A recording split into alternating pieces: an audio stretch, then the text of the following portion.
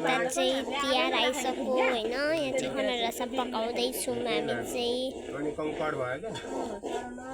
अनारसा पकाउन आँट्नु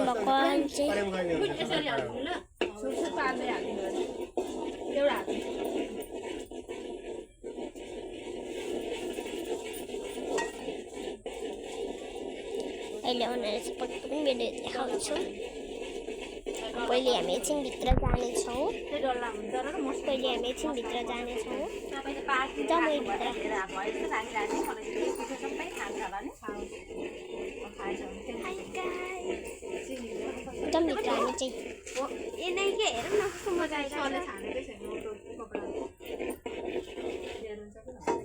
आमा त्यो साइड साइडमा सबै पिठो लागिसक्यो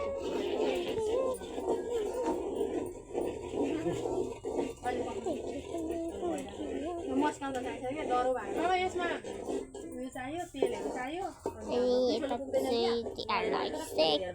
गाई गोठमा बनाउँदै हुन्छ अब त हुँदैन त्यहाँबाट म भिडियो बनाउँछु म चाहिँ कता बस्नु मुडाले नि त मेरो मैले अघिदेखि मैले त अलिक सँगै लागेको धेरै यो भयो भने त सबै जान्छ नि त लिएर जान्छ अनि मैले भनेर तपाईँलाई अलिक अझै निकै छ नि त मिठो त सर्दा सर्छ अझै पनि मलाई त पत्याएकै छुइनँ धेरै खान्छ पाक मैले पाक धेर भयो भने होइन आज त पिठो हालेकै छैन नि एक बटुका पाक झिकेको र नि अनि पुरो हाल्दा हुन्थ्यो नि हो त्यसरी हो नि त हामी त त्यसै गर्छौँ अझै यहाँ त कति चाहिन्छ एक नाङ्लो पिठो चाहिन्छ थोरै चाहिँदैन अघि मैले त भनेको थिएँ पाक धेर भयो तपाईँले अलिक थोर निकाल्नु पर्छ त्यो भाँडामा चाहिँ भोलि निकाल्नु पर्दैन ठुलो भाँडामा धेरै एक बटुका पाक निकालेको भए नि बरु थोर भएको भए नि हाल्दा केही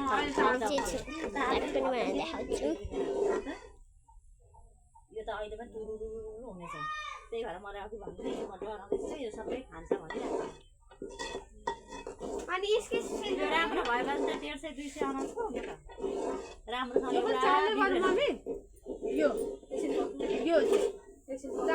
अनि उ त्यसमा नि अझै उयो छ त उयो बाउछोरी भएर कि उयो गर न नाङ्लो छ अर्को नाङ्लो त्यसमा चाल्नु त्यो चाहिँ अघि बिहान केमा चाल्यो बुवा हरियो नाङ्लो त्यही छ त हरियो नाङ्लो ल्याउँदा अनि त्यो खलबच्चाको नि ल्याउनु यता छ यता हजुरले हालेको हालै पौडेनी दिदीले एकछिन मसलाको कसै गरेर बनाइसक्नुहुन्छ तपाईँले पनि सक्नुहुन्छ त्यो पाक धेर भयो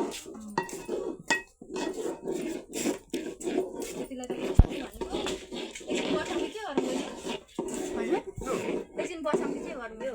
नबसाउनु होइन कुट्न होइन छान्ने बाउसरी भएर चाल्नु चाल्ने चाहिँ खै त कहाँ छ भने चाल्ने त्यस्तो ओ त्यही देखिरहेको बिहान चालेको लिएर आउँदैछ पाक धेर भयो अरे क्या पाक धेर भयो भने पाक एक बोटका अलिक थोरै निकाल्नु पो अनि यहाँ झन् त्यत्रो मैले यहाँ त एक बोटका निकाल्दै पाक भनेको धेरै पाक यत्रो पिठो अनि यहाँ छ यो पनि होइन त्यो चालेको छैन नि त होइन धेरै हुन्छ भनेर त्यतिकै नि खाइदिनु पर्छ नि अनारसा पकाएको भिडियो पार्ट 2 मा आउनेछ यो पार्ट 1